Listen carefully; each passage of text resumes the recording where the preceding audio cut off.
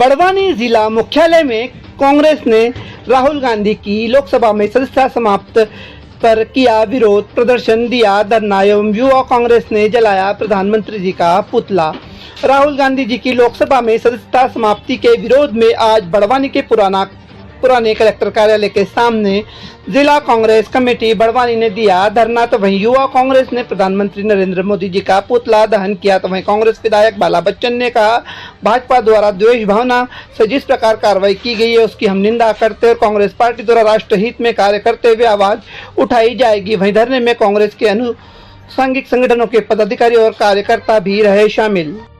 जिला कांग्रेस कमेटी बड़वानी ने दिया था धरना। आज जो धरना प्रदर्शन किया गया, क्या कहेंगे?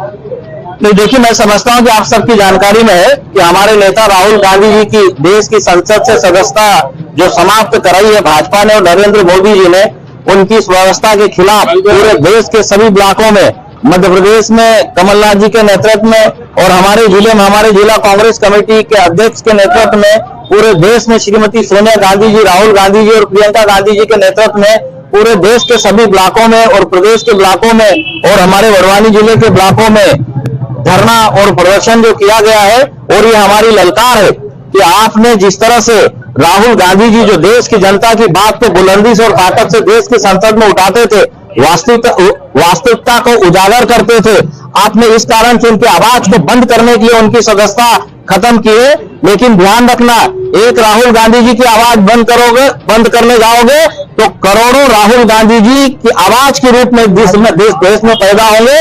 और आज हो चुके हैं। किसकी आवाज को आप बंद करोगे तो हम राहुल गांधी जी के साथ में हैं। और राहुल गांधी जी को भी हम भी कहना चाहते हैं कि आप दमदारी से और लड़ते रहे।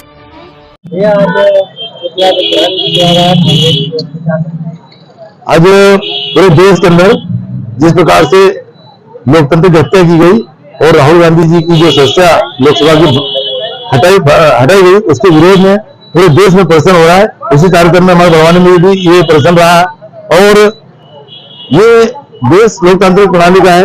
यहाँ विरोध और दर्ज करने का हर किसी को अधिकार है। और विपक्ष का तो काम ही होता है कि जो सत्ता पक्ष की नीतियों की आलोचना करना, सत्ता पक्ष को कंट्रोल में करना और सत्ता पक्ष को गलत काम करने से रोकना।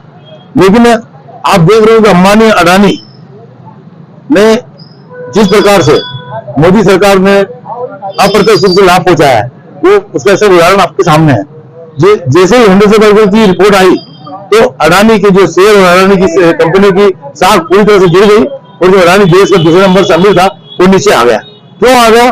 क्योंकि जो SBI का और LIC के ऐसे बहुत सारे सरकारी उपक्रमों के लोन पर अडानी चल रहा था।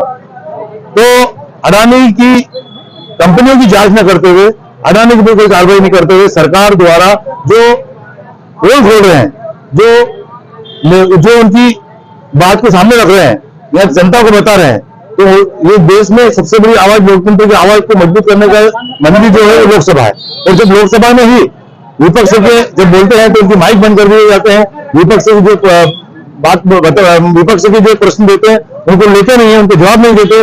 और जब राहुल गांधी ने एक पत्र लिखा था लोकसभा अध्यक्ष को कि हमको लोकसभा में बोलने दिया जाए, लेकिन रोड पर बाहर आकर मीडिया में केंद्रीय मंत्री बार बार झूठे आरोप राहुल गांधी के ऊपर लगा रहे हैं, लेकिन उनको अपनी सफाई लोकसभा में पेश करने का अवसर नहीं दिया। और जिस प्रकार से ये घटनाक्रम हुआ और उनको एक कोर्ट के निर्णय के आधार पर उनकी सजा बंद करी, इस प्रकार के कई प्रकरण, कई केस कई राजनेताओं पर चल रहे हैं और ये केस लंबे चलते हैं और आखिर में इनके निराकरण हल हो जाता है।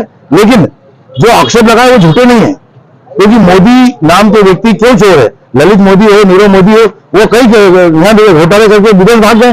सरकार ने उनको जाने से रोका नहीं, उनके ऊपर कोई जांच नहीं की। सरकार यदि चाहती तो विदेश कैसे भाग जाते?